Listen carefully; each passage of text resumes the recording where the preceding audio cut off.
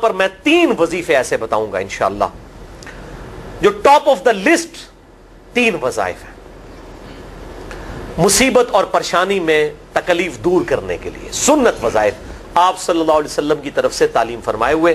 ان میں سے پہلا وظیفہ یہی جس کا قرآن میں بھی ذکر آ گیا کہ جو ان الفاظ کے ساتھ ہمیں پکارے گا، اللہ تعالیٰ فرماتا ہے کذالک ننجی المؤمنین، ہم اہل ایمان کو بھی نجات دیں گے اس طریقے سے، صرف یونس کو نہیں، اہل ایمان کو بھی۔ چنانچہ اسی کانٹیکسٹ میں پہلا وظیفہ ہے یہ لا الہ الا انت سبحانک انی کنت من الظالمین کا۔ لیکن اس سے پہلے میں ایک امپورٹنٹ بات کروں دعا کے حوالے سے کہ دعا کی قبولیت کا ایک پروٹوکول بھی ہے۔ ویسے تو آپ مسئلہ 82 دیکھیں گے، اس میں نے اور باتیں بھی کی ہیں، ٹاپک دوسری طرف چلا جائے گا، لیکن انصاف ہے کہ میں اس چیز کو بھی ایڈریس کروں۔ جامعہ ترمذی میں صحیح سند کے ساتھ یہ حدیث موجود ہے، انٹرنیشنل نمبر کے مطابق 593 نمبر حدیث ہے، اور یہ حدیث مشکات میں آپ کو پہلی جلد میں درود شریف والے چیپٹر میں بھی مل جائے گی، اور مشکات کو میں نے ڈکلیئر کیا ہے مشکات از دا انسائکلوپیڈیا آف حدیث، یعنی آپ کو جتنی حدیثیں سکیٹرڈ فارم میں ملیں گی کتب ستہ اور اس سے بھی باہر 13 کتابوں میں، مشکات میں آپ کو مل جائیں گی۔ میں نے اس لیے مشکات پہ پورا لیکچر ریکارڈ کروا دیا ہے، مسئلہ نمبر 111B کے عنوان سے مشکات المصابیح کا مکمل تعارف، وہ ضرور دیکھیں، یعنی مشکات 3 جلدوں میں آپ لے لیں تو انسائکلوپیڈیا آف حدیث آپ کے پاس آ گیا۔ 6294 احادیث ہیں، اور اس میں چونکہ احادیث کی تکرار نہیں ہے تو کتب ستہ اس کے علاوہ بھی 12-13 کتابیں جو ہیں اس میں کور ہیں، اس میں بھی یہ حدیث موجود ہے۔ جامعہ ترمذی میں انٹرنیشنل نمبر کے مطابق 593 نمبر، سیدنا عبداللہ ابن مسعود رضی اللہ تعالیٰ عنہ کہتے ہیں کہ ایک دفعہ میں آپ صلی اللہ علیہ وسلم کی موجودگی میں نماز پڑھ رہا تھا، اور سیدنا ابو بکر اور عمر رضی اللہ تعالی عنہما وعلیہم السلام وہ بھی وہاں پہ موجود تھے۔ میں نماز کے جب یعنی کہ تشہد میں بیٹھا، میں نے اللہ کی حمد کی، التحیات للہ والصلوات والطیبات، اس کے بعد درود پڑھا، اور اس کے بعد میں نے دعا مانگنا شروع کی تو آپ صلی اللہ علیہ وسلم نے ارشاد فرمایا سل تعطا سل تعطا، مانگ تجھے دیا جائے گا، مانگ تجھے دیا جائے گا، یعنی جو درود شریف اور ذکر کے ذریعے متوجہ ہوتا ہے اللہ تعالیٰ اس کی دعا قبول کرتا ہے۔ اور پھر ابن مسعود ادھر ہی روایت کرتے ہیں، ساتھ ہی جامعہ ترمذی میں دوسری حدیث ہے صحیح سند کے ساتھ کہ ایک شخص آیا، اس نے جو ہے وہ نماز کے دوران حمد و درود کے بغیر ڈائریکٹ اللہ سے مانگنا شروع کر دیا، تو جب وہ فارغ ہوا آپ صلی اللہ علیہ وسلم نے اسے بلا کر کہا کہ سائل تو نے مانگنے میں جلدی کی، تجھے چاہیے کہ جب دعا مانگنے لگے پہلے اللہ کی حمد بیان کر، پھر مجھ پر درود پڑھ، اور پھر اللہ کی طرف متوجہ ہو۔ اور اس حدیث میں آتا ہے کہ ایک اور شخص آیا، یعنی ابن مسعود وہ خود تھے، اور اس نے اللہ کی حمد اور درود کے ذریعے دعا مانگی تو آپ صلی اللہ علیہ وسلم فرمایا سل تعطا سل تعطا، مانگ تجھے دیا جائے گا، مانگ تجھے دیا جائے گا۔ درود شریف پہ میں الگ سے بھی لیکچر دے چکا ہوں، مسئلہ نمبر 56 کے عنوان سے 2 گھنٹے کی گفتگو ہے۔ درود شریف کے صحیح فضائل اور صحیح احکام و مسائل بڑی ڈیٹیل کے ساتھ ہر اینگل سے درود شریف کے حوالے سے آپ کو وہ سمجھ لیں کہ انسائکلوپیڈیا ہے وہ لیکچر، مسئلہ نمبر 56 اہل سنت پاک.com پہ۔ تو دعا کے لیے حمد اور درود شریف ضروری، اس لیے دیکھیں نماز کی انٹلیکچوئل ترتیب ہے، آپ پہلے دعا کرتے ہیں التحیات للہ والصلوات والطیبات، اللہ کی حمد کرتے ہیں، پھر نبی صلی اللہ علیہ وسلم پر سلام عرض کرتے ہیں السلام علیکہ ایھا النبی، اس کے بعد آپ درود پڑھتے ہیں، اور اینڈ پہ آپ دعا مانگتے ہیں اللہم انی اعوذ بک من عذاب جہنم ومن عذاب القبر ومن فتنة المحیا والممات ومن شر فتنة المسیح الدجال، یا اللہم ربنا آتنا فی الدنیا حسنة وفی الآخرة حسنة وقنا عذاب النار، یا رب اجعلنی مقیم الصلاة ومن ذریتی ربنا وتقبل دعائی ربنا اغفر لی ولوالدی وللمؤمنین یوم یقوم الحساب۔ کوئی بھی دعائیں مانگیں، یہ بھی مانگیں جو میں وظائف بتا رہا ہوں، کیونکہ بخاری اور مسلم کی متفق علیہ حدیث ہے۔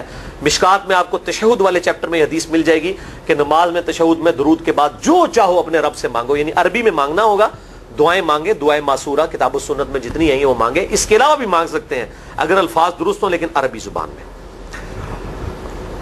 تو یہ پہلا وظیفہ جامعہ ترمذی میں انٹرنیشنل نمبر کے مطابق 3505، مشکات میں 2292 نمبر یہ حدیث ہے، اور قرآن حکیم میں تو ہم پڑھ چکے ہیں سورۃ الانبیاء آیت نمبر 87 اور 88 میں آپ صلی اللہ علیہ وسلم نے ارشاد فرمایا کہ یونس علیہ السلام نے مچھلی کے پیٹ میں اپنے رب کو ان الفاظ کے ساتھ پکارا تھا لا الہ الا انت سبحانک انی کنت من الظالمین، اور پھر آپ صلی اللہ علیہ وسلم نے فرمایا کہ جو کوئی شخص اپنے کسی بھی معاملے میں کسی بھی پریشانی میں اس دعا کے ذریعے اللہ کی طرف متوجہ ہو اللہ تعالیٰ اس کی دعا کو قبول فرما لیتا ہے. اور قرآن میں بھی آ گیا نا کذالک ننجی المؤمنین. اور کتنا بڑا فتویٰ آیا میرے بھائیوں سورہ صافات 143 144 فلولا انہ کان من المسبحین. اگر یونس ہمیں ان الفاظ میں ہماری تسبیح نہ کرتا للبث فی بطنہ الی یوم یبعثون, تو مچھلی کے پیٹ میں قیامت تک مچھلی کے پیٹ میں رہتا اگر اس طرح نہ ہمیں پکارتا. اس کی قبر مچھلی کا پیٹ بن جاتی. یعنی یہ اتنا عطاب, اور وہ دور ہو گیا اس دعا سے. بہت بڑے اسماء اعظم میں سے ہے. تو یہ بہترین دعا, بہترین وظیفہ, اسماء اعظم میں سے بہترین چیز, اور سب سے بڑھ کر جو میں نے بات کی کہ بہترین استغفار, اللہ سے توبہ مانگنے کا بہترین ذریعہ. اور کس طریقے سے, اے اللہ تو پاک ہے نا, تجھ سے تو غلطی نہیں ہوگی, میں بندہ ہوں غلطی کروں گا, تو اللہ نے تو معاف کرنا ہے نا, کیونکہ جب بندے نے اپنی عاجزی کا اظہار کر لیا ہے اور اللہ تعالیٰ کو بتایا اللہ یہ تیری کوالٹی ہے, تو غلطی نہیں کرتا, تو میں تو انسان ہوں غلطی کروں گا. تو یہ ہے پہلا وظیفہ. دوسرا وظیفہ وہ بھی جامعہ ترمذی میں انٹرنیشنل نمبر کے مطابق 3524 نمبر حدیث ہے, لیکن ترمذی کا طریق جو ہے وہ ضعیف ہے. یہ میں پہلے بتا دوں, امام ترمذی نے ساتھ لکھا ہے یہ روایت کمزور ہے, لیکن ضروری نہیں ہوتی کہ روایت اگر ترمذی میں کمزور ہے تو کہیں اور وہ روایت صحیح نہیں موجود ہے. اس کی صحیح سند المستدرک للحاکم میں انٹرنیشنل نمبر کے مطابق 1862 نمبر موجود ہے, اور سنن نسائی الکبریٰ میں 10492 نمبر ہے, اور مشکات میں بھی 2454 نمبر حدیث ہے انٹرنیشنل نمبر کے مطابق. تو صحیح سند المستدرک للحاکم اور سنن نسائی الکبریٰ کے اندر موجود ہے. اور وہ وظیفہ ہے انس ابن مالک کہتے ہیں اور سعد ابن ابی وقاص کہتے ہیں رضی اللہ تعالی عنہما وعلیہم السلام کہ آپ صلی اللہ علیہ وسلم کو جب کبھی کوئی تکلیف یا پریشانی پہنچتی تو آپ صلی اللہ علیہ وآلہ وسلم ہمیشہ ان الفاظ میں اپنے رب کو پکارا کرتے ہیں, یا حی یا قیوم برحمتک استغیث. اے خود سے زندہ ہر چیز کو تھامنے والے, میں تیری رحمت کے ساتھ تیری مدد کا سوال کرتا ہوں. استغیث بولیں گے نا الف کے ساتھ حمزہ کے ساتھ تو یہ سنگولر کا صیغہ ہوگا, اور اگر ہم بولیں گے نستغیث نون کے ساتھ تو یہ جمع کا صیغہ بن جائے گا. یہ میں اس لیے بتا رہا ہوں, لوگ پوچھ رہے ہوتے ہیں جی بعض جگہ لکھا ہوتا ہے جناب نستغیث, بعض جگہ لکھا ہوتا ہے استغیث, کیا کریے وہ نستغیث جمع کا صیغہ بنا لیا جاتا ہے. جیسے دعا ہے سنن ابی داؤد میں اللہم اجرنی من النار, لیکن اگر جمع کا صیغہ بنائیں گے تو اللہم اجرنا من النار ہو جائے گا. اس طریقے سے دعائے قنوت کے الفاظ ہیں اللہم اہدنی فی من ہدیت, تو جمع کا صیغہ ہوگا اللہم اہدنا فی من ہدیت. یہاں پر بھی ہے یا حی یا قیوم برحمتک استغیث سنگولر کا صیغہ, اور نستغیث پلورل کا صیغہ جمع کا صیغہ. کتنی بہترین دعا ہے, اے خود سے زندہ ہر چیز کو تھامنے والے, میں تیری رحمت کے ساتھ تیری مدد کا سوال کرتا ہوں. تو یہ بھی اسماء اعظم میں سے ہے. سنن نسائی الکبریٰ کے اندر صحیح سند کے ساتھ 10492 اور المستدرک للحاکم میں 1862 نمبر. اب یہاں پہ میں ایک ضمناً بات بتا دوں سنن نسائی الکبریٰ کے بارے میں, چونکہ اکثر لوگ پوچھتے ہیں. میرے بھائیو ایک سنن نسائی وہ ہے جو کتب ستہ میں ہم پڑھتے ہیں, اس میں یہ کتاب لکھی ہے امام احمد بن شعیب نسائی رحمہ اللہ تعالی المتوفی 303 ہجری. کتب ستہ میں یہ ویسے 5ویں نمبر پہ گنی جاتی ہے, لیکن بخاری اور مسلم کے بعد دنیا میں سب سے صحیح ترین کتاب سنن نسائی ہے. سب سے کم ضعیف حدیثیں اس کے اندر ہیں. بخاری مسلم کے بعد تیسرا نمبر اس کتاب کا ہے. دنیا کی کوئی حدیث کی کتاب بخاری مسلم کے بعد صحیح نہیں ہے جتنی سنن نسائی ہے. سنن نسائی جو ہمارے پاس کتب ستہ میں ہے نا, اس میں ہے 5761 احادیث انٹرنیشنل نمبر کے مطابق, اور یہ ساری انٹرنیشنل کتابیں عربی میں, انگلش میں اور اردو میں ہماری ویب سائٹ اہلسنتپاک.com پہ فری اس کا PDF موجود ہے, آپ ڈاؤن لوڈ کر سکتے ہیں. 5761 احادیث ہیں اس سنن نسائی میں جو ہمارے پاس ہے. اسے ویسے ٹیکنیکل لینگویج میں کہا جاتا ہے سنن نسائی الصغریٰ, چھوٹی سنن نسائی, کیونکہ امام نسائی نے یہ کتاب نہیں لکھی تھی. امام نسائی نے کتاب لکھی تھی سنن نسائی الکبریٰ, بڑی سنن نسائی کی، اور اس میں حدیث ہیں انٹرنیشنل نمبر کے مطابق 11,770، بخاری مسلم سے بھی زیادہ حدیث ہیں اس میں. لیکن یہ امام نسائی کے ایک شاگرد تھے امام ابن السنی، انہوں نے اس کو مختصر کر کے نا چھوٹی کتاب بنا دیا، اور اب پبلک میں یہی چھوٹی کتاب مشہور ہے. اس کی وجہ سے جب ہم سنن نسائی الکبریٰ کا آپ مشکات میں دیکھیں گے نا تو وہ فرق نہیں کرتے ہیں. جب وہ سنن نسائی کا حوالہ دیتے ہیں نا تو آپ کو نسائی میں وہ ملے گا بھی نہیں، وہ الکبریٰ میں ہوتا ہے، کیونکہ وہ اس تفریق کو مانتے نہیں، وہ تو سنن نسائی الکبریٰ کو سنن نسائی مانتے ہیں. جبکہ ہماری پبلک جو ہے وہ سنن نسائی، وہ میں وہ حوالہ دے رہا ہوتا ہوں کہ جی سنن نسائی الکبریٰ میں 9,928 نمبر حدیث ہے کہ جو آیت الکرسی پڑھ لے فوراً بعد کسی بھی نماز کے فرض کے فوراً بعد تو مرتے ہی جنت میں داخل ہوگا. تو لوگ کہتے ہیں جناب نسائی تے حدیث ہیں جناب 5,761 نے، تسی 9,928 کی تمہیں دس دیو. تو میں ساتھ حالانکہ بول رہا ہوتا ہوں سنن نسائی الکبریٰ، میں نے کبھی اس کے بغیر نہیں بولا. تو الکبریٰ سے آپ کا دماغ تو کام کرنا چاہیے، الکبریٰ کیوں بول رہا ہے ساتھ؟ کوئی یہ صغریٰ بھی ہے جس کی یہ الکبریٰ ہے بڑی، اور ہمارے گرین کارڈ میں یہ وظیفہ لکھا ہوا ہے الکبریٰ کے ساتھ. اسی طریقے سے جو میرا وہ واقعہ کربلا کے اوپر 150 اسناد پر مشتمل پمفلٹ ہے، ریسرچ پیپر نمبر 5B واقعہ کربلا کا حقیقی پس منظر 72 صحیح الاسناد احادیث کی روشنی میں. 72 کا تو ٹائٹل ہے شہدائے کربلا کی نسبت سے، احادیث اس میں 150 ہیں. اس میں اکثر حدیثوں کے حوالے میں نے سنن نسائی الکبریٰ سے دیے ہوئے ہیں. وہ لوگ کہتے ہیں مل ہی نہیں رہی ہے، تو میرے بھائی وہ سنن نسائی الکبریٰ آپ کے پاس ہوگی تو آپ کو ملے گا نا.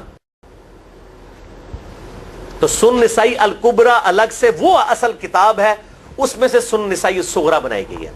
اسی سنن نسائی الکبریٰ کا چیپٹر ہے خصائص علی، جس میں 194 حدیث ہیں سیدنا مولا علی رضی اللہ تعالیٰ عنہ وعلیہ السلام کی شان میں. امام نسائی نے ناسبیوں کے خلاف وہ کتاب کا وہ چیپٹر لکھا، وہ خصائص علی چیپٹر ہے سنن نسائی الکبریٰ کا.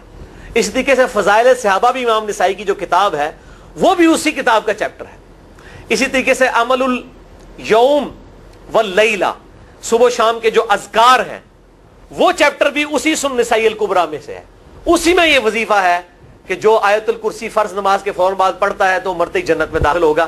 میں نے اس کتاب کے اس چیپٹر کا حوالہ نہیں دیا، وہ الگ سے بھی چیپٹر چھپا ہوا ہے، جس طرح خصائص علی الگ سے ہے، فضائل صحابہ الگ سے ہے. خصائص علی تو ہمیں ہماری ویب سائٹ پہ بھی موجود ہے اہل سنت پاک.com پہ. فضائل صحابہ بھی اردو ترجمے اور تحکیم کے ساتھ چھپ چکی ہے. اور یہ عمل الیوم واللیلہ، دن رات کے جو اذکار ہیں، یہ بھی الگ سے عربی میں چھپی ہوئی ہے.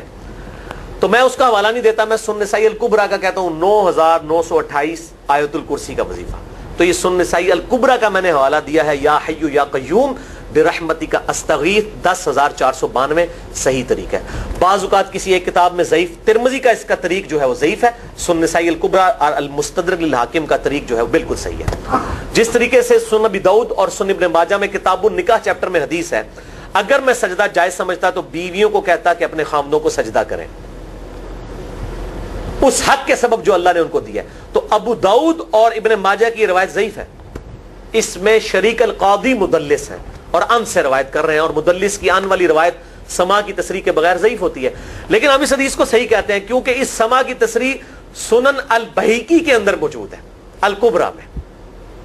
تو ہم پھر اس کی بنیاد پہ کہتے ہیں چونکہ وہاں پر صحیح لہذا اس کو ہم کہتے ہیں شواہد کی بنیاد پہ صحیح. یہ میں آپ کو ٹیکنیکل چیزیں بتا رہا ہوں، یہ وہ چیزیں جو آپ کے کئی وہ جو بڑے بڑے علماء پڑھ کے فارغ ہوتے ہیں ان کو بھی یہ باتیں نہیں پتہ ہوتی ہیں. وہ کہتے ہیں جناب آپ کتوں پڑھے ہو، اور میں کہنا پائی میرے آئنسٹائن تے نیوٹن کو کسی مدرسے تو پڑھنے کی ضرورت نہیں ہوتی. نیوٹن 8ویں کلاس ہی نسیا ہوا ہے، آج نیوٹن ہوتے PhD ہوتی فزکس تھی. مجھے غامدی صاحب کا جملہ یاد آیا، ان سے کسی نے پوچھا کہ یہ جو روایتی علماء ہیں اور مولانا مودودی آپ ان کو کیسے دیکھتے ہیں؟ ان کا روایتی علماء جو ہیں یہ تو مدرسوں کے اسٹوڈنٹس اور فاروق تحصیل ڈگری ہولڈر ہیں، اور مودودی صاحب جو ہیں ان کی مثال تو آئنسٹائن اور نیوٹن والی ہے، ان کے اوپر PhDs ہوتی ہیں. یہ گاڈ گفٹڈ صلاحیتیں ہوتی ہیں. ان مدرسوں کی آؤٹ پٹ مودودی صاحب اور ڈاکٹر اسرار، ڈاکٹر ذاکر نائک اور احمد دیدار صاحب تو نہیں ہو سکتے. یہ گاڈ گفٹڈ صلاحیتیں ہوتی ہیں. تو میں اس لیے ساتھ ساتھ کلیئر کر رہا ہوں تاکہ یہ جو ایمبیگوٹیز آتی ہیں اس حوالے سے وہ کلیئر ہو جائیں.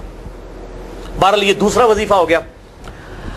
اب تیسرا وظیفہ جو ہے کمال وظیفہ، صحیح بخاری میں موجود ہے انٹرنیشنل نمبر کے مطابق 4,563 نمبر. ابن عباس رضی اللہ تعالی عنہما کہتے ہیں وعلیہم السلام، وہ کہتے ہیں کہ سیدنا ابراہیم علیہ السلام کو جب آگ میں پھینک رہے تھے نا تو ابراہیم علیہ السلام نے اس وقت کہا تھا حسبنا اللہ و نعم الوکیل، ہم نے اللہ ہی پر بھروسہ کیا اور وہی بہتر کارساز ہے. اور تمہارے نبی صلی اللہ علیہ وسلم کو بھی جب مصیبت اور پریشانی آتی تھی وہ بھی پڑھا کرتے تھے حسبنا اللہ و نعم الوکیل، ہم نے اللہ ہی پر بھروسہ کیا اور وہی بہتر کارساز ہے. اس کے بعد وہ شعر جو بنا دیا نا نعم المولا و نعم النصیر، ویسے الگ سے آیت ہے، الگ سے آیت ہے، لیکن یہ شعر نہیں بنانا، بس اتنا ہی وظیفہ ہے حسبنا اللہ و نعم الوکیل. اور یہ جو انہوں نے کہا کہ نبی صلی اللہ علیہ وسلم بھی یہ کہتے تھے، اس کا ذکر الحمدللہ قرآن میں بھی موجود ہے، اس سے بھی بڑھ کر سورہ آل عمران کی 173 نمبر آیت میں ہے کہ جب نبی صلی اللہ علیہ وسلم اور اہل ایمان کو یہ خبر پہنچی کہ کافر ان کے خلاف سازشیں کر رہے ہیں، تو نبی اور اہل ایمان نے پکارا حسبنا اللہ و نعم الوکیل. تو حسبنا اللہ و نعم الوکیل قرآن کی آیت بھی ہے، اور یہ ہے وہ آیت، وظیفہ قرآن میں آیا ہوا ہے یہ آل عمران 173 اور صحیح بخاری 4563. اور مجھے بڑا وجد آیا کہ ابراہیم علیہ السلام کو جب آگ میں پھینکنے لگے تھے انہوں نے اس وقت اللہ کو ان الفاظ کے ساتھ پکارا حسبنا اللہ و نعم الوکیل. اچھا یہ جتنے بھی وظیفے ہیں نا میرے بھائیوں، ان کا فائدہ اسی وقت ہے جب آپ کو ترجمہ بھی ان کا آتا ہوگا، ورنہ آپ روزانہ جتنی مرضی تسبیح کھینچتے رہے کوئی فرق نہیں پڑے گا. اس لیے میرا ایک پرسنل مشورہ ہے کہ جب بھی یہ وظیفے پڑھے نا آپ، اردو ترجمہ بے شک آتا بھی ہو رہا ہے، ایک دفعہ اپنی زبان میں اس کو ریپیٹ کریں. یعنی آپ پڑھیں حسبنا اللہ و نعم الوکیل، میں نے اللہ ہی پر بھروسہ کیا اور وہی بہتر کارساز ہے. آپ دیکھیں یہ صوت القرآن چینل میں جب وہ عربی چل رہی ہوتی ہے، جیسے ہی وہ مراج الدین خان کا ترجمہ شروع ہوتا ہے نا، کیسے کب کبھی تاری ہو جاتی ہے، کیونکہ وہ ہماری زبان میں بات ہو رہی ہوتی ہے نا. ابھی تو نہیں قیام اللیل میں رو رہے ہوتے، ان کی زبان میں بات ہو رہی ہوتی ہے، اپنی زبان کا اثر ہوتا ہے. اسی طریقے سے آپ لا الہ الا انت سبحانک انی کنت من الظالمین، یا حسبنا اللہ و نعم الوکیل، یا حی یا قیوم برحمتک استغیث، جو بھی وظیفے پڑھیں نا، ایک دفعہ ان وظیفوں کو جب آپ الگ سے دعا مانگ رہے ہوں اس وقت اس کو آپ اپنی زبان میں بھی دہرائیں. اور اس کے لیے کوئی تسبیح نہیں کھینچنے کی ضرورت کہ آپ نے اتنے 100 دفعہ پڑھنا ہے. تسبیح تو ویسے ٹھیک ہے، وہ آپ استعمال کر سکتے ہیں، لیکن آپ چلتے پھرتے اٹھتے بیٹھتے ہر وقت جس حالت میں بھی، اور صحیح مسلم میں حدیث ہے کہ یہ جو وظائف ہیں ان کے لیے تو کوئی وضو بھی کیا، غسل بھی پروٹوکول نہیں ہے. ہم عائشہ کہتی ہیں نبی صلی اللہ علیہ وسلم حالت جنابت میں بھی اللہ کو یاد کر لیا کرتے تھے. صحیح مسلم میں حدیث موجود ہے، جنابت والے چیپٹر میں ہر حال میں اللہ کو یاد کرتے تھے.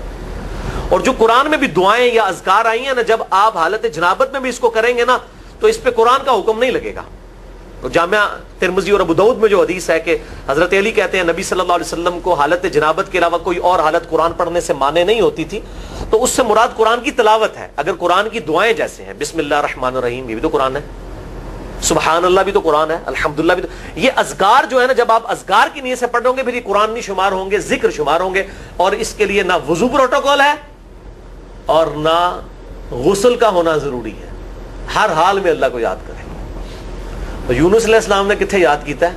پھر ظلمات، مچھلی کے پیٹ میں، جہاں نہ کوئی اگربتی تھی اور تعفن پھیلا ہوا تھا اور اندھیرا ہی اندھیرا تھا، یہاں پہ وہ جناب کس طرح وہ روشن کرتے ہیں، پھر 1.25 دفعہ پڑھواتے ہیں. یعنی میں بتا رہا ہوں آدھا سچ بڑا خطرناک ہوتا ہے. یعنی آیت کریمہ کی اصلیت تو موجود ہے کتاب و سنت میں، لیکن آدھا جو سچ جھوٹ ساتھ ملا لیا نا اس کی وجہ سے سارا بیڑا غرق کر دیا ہوا. اور بجائے یہ کہ لوگوں کو یہ وظیفہ بتایا جائے کہ اٹھتے بیٹھتے چلتے پھرتے اللہ کو ان الفاظ میں یاد کریں، اس کو انہوں نے کوئی اور ہی رنگ دے دیا ہوا ہے اور اس کو 1.25 دفعہ ختم اور پتہ نہیں کیا کچھ بنا دیا ہوا ہے. تو یہ 3 وظائف تھے بڑے اہم اس حوالے سے، اور میں نے اس کو ضروری سمجھا کہ میں یہ ضرور بتا دوں تاکہ لوگ اس پہ ایجوکیٹ ہوں، ان وظائف کو کریں. اور مسئلہ نمبر 82 میرا الگ سے میرے بھائیوں ریکارڈ ہے.